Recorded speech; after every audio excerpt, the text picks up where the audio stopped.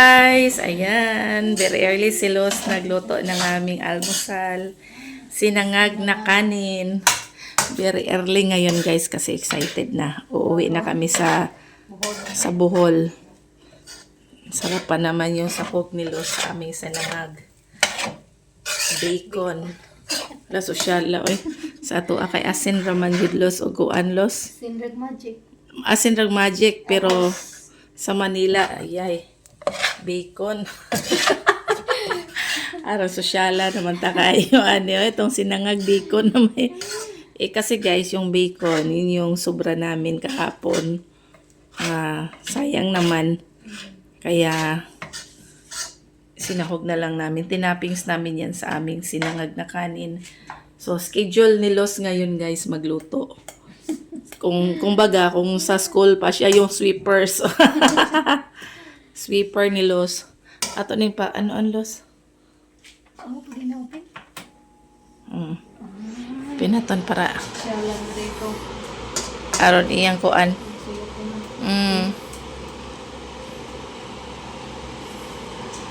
And si Iban. Good morning, Ban. Good morning. Maaga din si Iban. Nangapi na taban? Naman na. Ay, tapos na.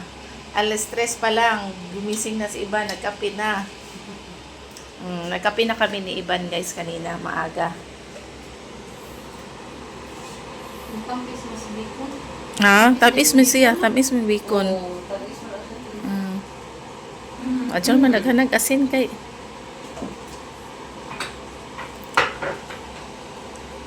Mura nagdagat.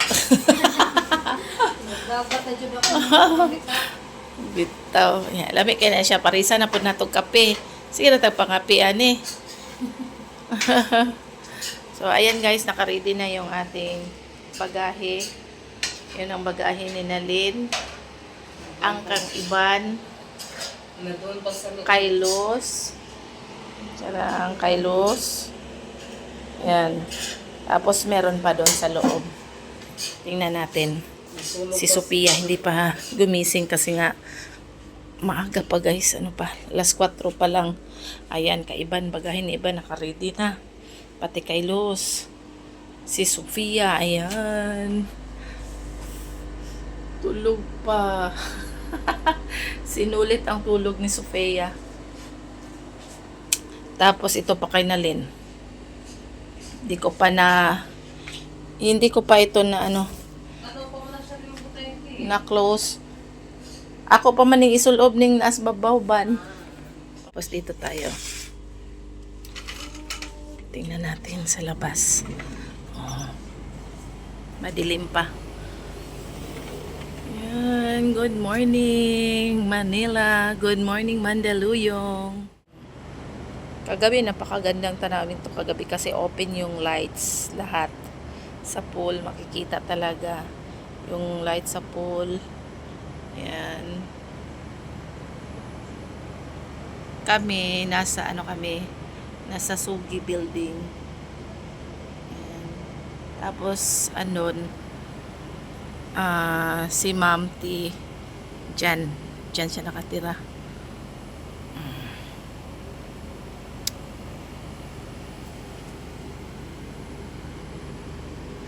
Nung isang araw doon sila Sophia kasi may children's playground doon. Uy, buti na lang nag-lights up na.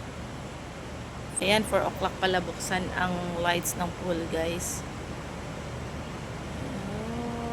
Mamiss ko to guys. Kailan pa kaya kami babalik nito? Thank you ulit Ma'am T. Kay Sir Charles, thank you so much po for having been here in Manila. Lots of experience and lots of fun. Sobra, grabe pong pasasalamat. Di namin nakala na makarating kami dito sa Manila. Ayan, maraming salamat uli. Guys, kape tayo.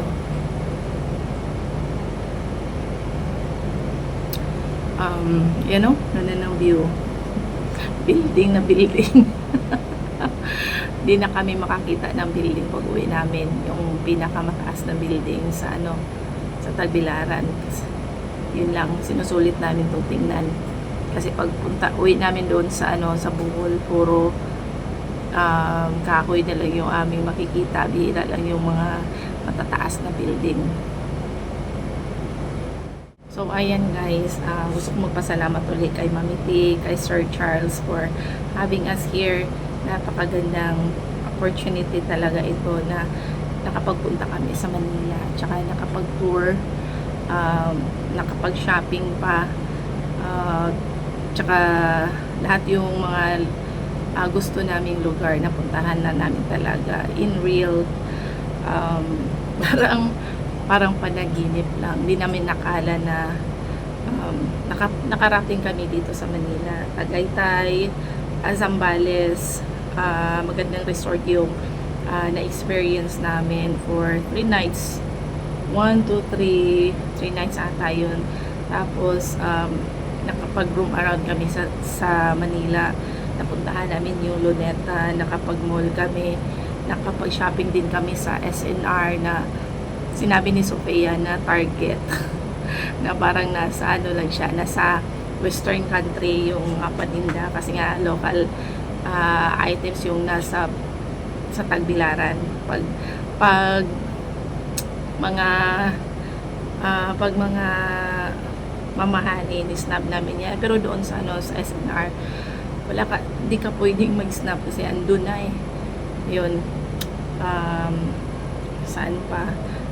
Nakita din namin yung Channel 5, ABS-CBN, yung GMS7, tsaka yung kay Tulpo. Pero hindi lang kami pumasok. Lang namin, nakita lang namin habang nag-tour kami habang nag-city tour kami yan. Thank you din kay Ma'am Grace, kay Ma'am Irene, kay Ma'am Gina for assisting us here. Habang dito kami, na-assist talaga kami dito sa Manila, sa Mandaluyong. Kaya ayun, sobrang maganda yung experience namin, sobrang saya. Talagang memorable yung pagpunta namin dito sa Manila. Kaya thank you so much again, Mami T, kay Sir Charles, thank you so much. Walang masisidlan yung saya namin. Sobrang saya. Tapos, meron pang daming mga pahabol, mga binigay talaga ni Mami T. May gift pa kami, may cash, yung binigay niya sa amin. Meron pang mga pahabol na binigay sa kanya. So, yung bit-bit namin pagpunta dito, mabigat. Pag uwi, mas mabigat pala. So, totoo yung sinabi namin on the first day na punuin namin yung isang sako namin pasalubong. So, nagiging real din yun. Hindi lang isang sako, maraming bagahe yung maiuwi namin sa Bohol. Kaya thank you so much again, Ma'am T. God bless you. God bless your heart. And also, to Ate Jane Bagsik, Ma'am Jane Bagsik. Siya talaga yung kasama namin dito sa condo unit. Siya yung nag-aalaga namin dito sa condo unit. Nagluluto yan. Pinagluto kami ni Ate Jane. Napakabait nila guys. And ina-assist talaga nila kami. Feeling bisita. Feeling bisita yung yung mga Bohol ladies. Kaya thank you so much. Wala talaga kami masabi. Kaya thank you so much sa inyo from the bottom of our heart. Thank you so much, especially to Mami T and Sir Charles. Thank you, thank you, thank you. Thank you so much for your good heart to us. So wala na kaming masabi guys. Yun lang. Ang masasabi lang namin masaya kami. Sobrang saya. Happy. Hindi lang kami, pati yung taga Bohol. Meron din kaming maiabot na pasalubong para sa kanila. Kaya ayun guys. Thank you so much for always watching our short vacation here in Manila sa Zambales. Kaya ayun. Bye guys. Muni time kasi last day na namin dito. Bye guys. Kape muna tayo.